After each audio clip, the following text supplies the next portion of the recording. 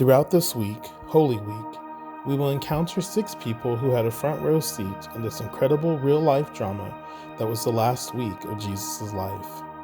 Sometimes this story feels only like a story to those of us who've heard it so many times, but it was real.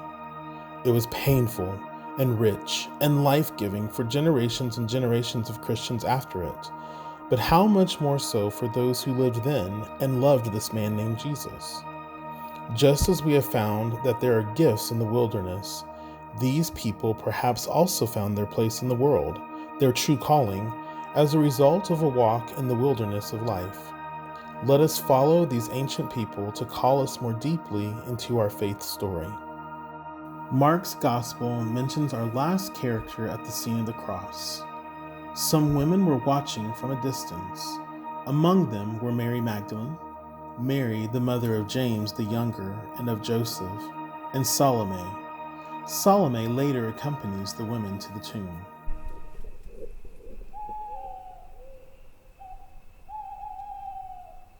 I was there at the cross, just as I had been there for the last several months, one of his many followers. But I was not just a follower. I was a companion to Mary, the friend of Jesus, and the other Mary, his mother. And at this moment, they truly needed a friend. So many of the followers had fled as soon as the guards had come to the garden that night. But I could not leave.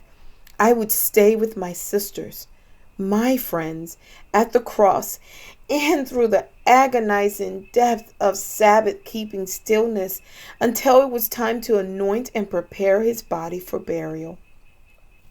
I knew how to tend to the dead. Tending to his body would perhaps help me find comfort in the darkness. There in the tomb, with the memory of him even in his lifeless body, I would let my movements carry me into a future I was afraid I could not face. And so I kept my lamp close so that I could light it and lead us to the tomb after the Sabbath had passed. That's a story for another morning.